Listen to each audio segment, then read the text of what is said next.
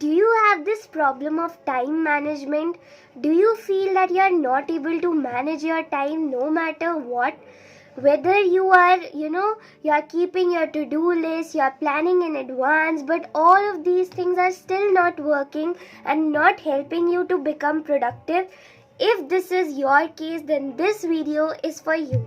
Hi, my name is Gargi Arya and I am India's youngest life coach and trainer, and in this video I am going to be taking you through my 5-step formula on how you can start to manage your time effectively, and you don't even always have to stay busy, and everything that you are doing gets productive even if you have wasted a lot of time before. The first thing that you need to remember when it comes to managing your time is you need to pretend to be always busy.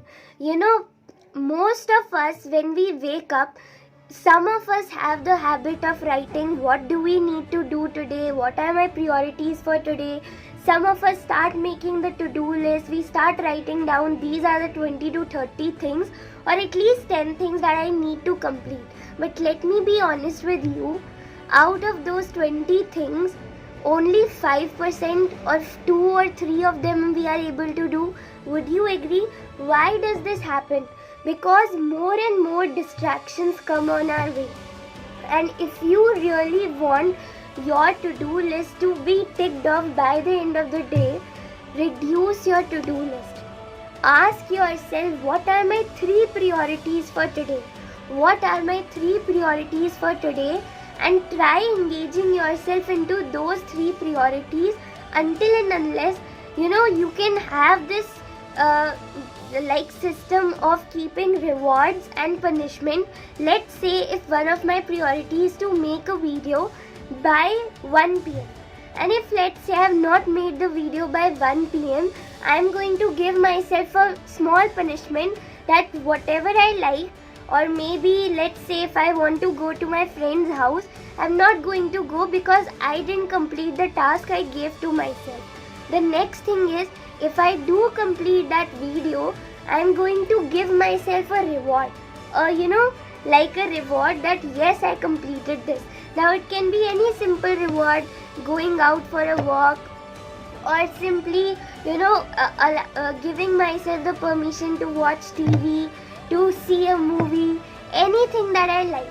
So you need to set your day in such a way, you need to plan your to-do list, your 3 priorities in such a way that you need to make that promise to yourself that if I complete, I will get this. If I don't complete, I will not get this. And be committed to that, because we are mostly bad in keeping commitments to our own self. And if you think that you need someone to hold you accountable, find an accountability partner who can help you. The next step is to clear the clutter. There are 3 types of clutter: physical clutter, digital clutter, and your emotional clutter. If your environment is messy, if the things are not kept at one place, if the room is full of mess, the room is full of the unused things, then it means that you are going through something inside.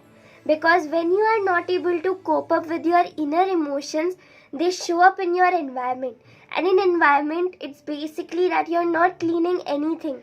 You are simply being lazy, you are simply being unproductive and unorganized. So that means that you are going through something internally.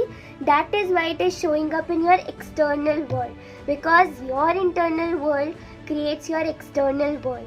So first is clean the things around you. Have an environment which is so stronger than your willpower that whenever you see that environment, you straight away get that push from your inner self that yes, I need to do this, I need to complete all of that work, then only I can go for this reward. So first is your physical environment. The second is your emotional clutter. If you are not sowing good seeds in your mind, bad ones will eventually come. Because if you are not working on your mindset, People are there to work upon it.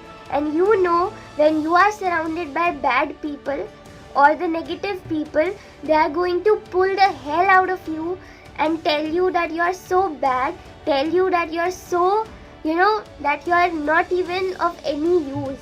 So that is the second thing that you need to start to paying attention. Who are the people you are surrounding yourself with? Because unconsciously, these people are impacting your mindset. And if they are positive, you are positive. If they are in positive, then you are safe. The next thing is, your first is your physical, second is your this emotional, and third is your the digital clutter. Digital clutter is every single time opening your social media, every single time while doing any work, you are getting easily distracted. So in such ways, what you need to do is, you can either use this social media in your favor, or it can totally destroy you. How can you use it in your favor?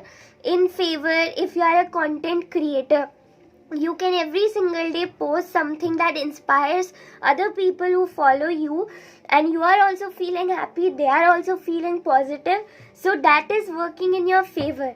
But if after posting you are scrolling for hours and hours, and you are not even knowing that your time is running like anything, then that means this favor has come into the destruction of you.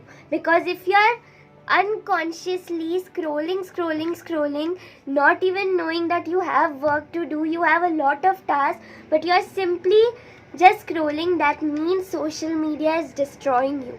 So 3 things you need to be clear with your physical clutter, with your digital clutter, and with your emotional clutter. The third step when it comes to time management is, stop being a people pleaser. Each and every one of us, we want to come into everyone's good books.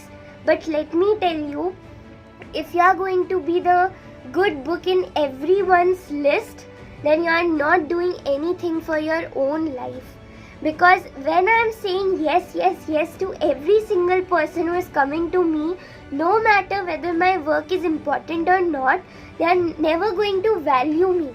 Because I am always after them, I am always saying yes to them.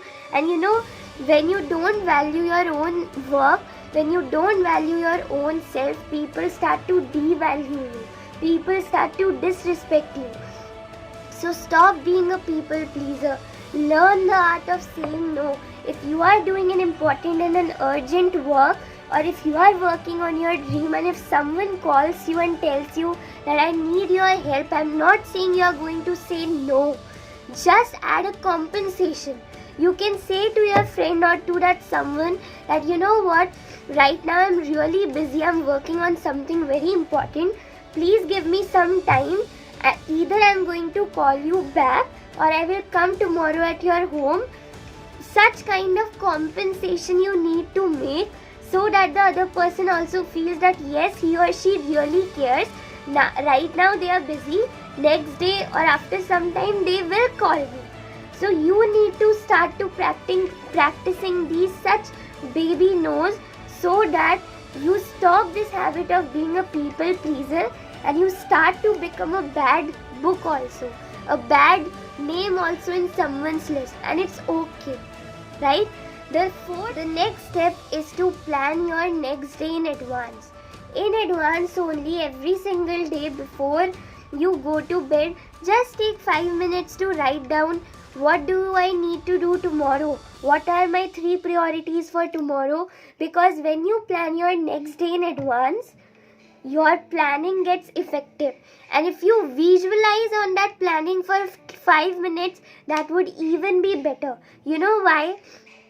Because when you wake up early in the morning, we are totally blank. Karna kya hai? What do we need to do in this morning or on this day? What are the things that I need to accomplish? Then our brain starts to work and we start writing those to-do list, lambi wali. But when it comes to planning your day in advance, you can actually visualize your day that I have done this, I have done this, I have done this. So all my priorities have been ticked.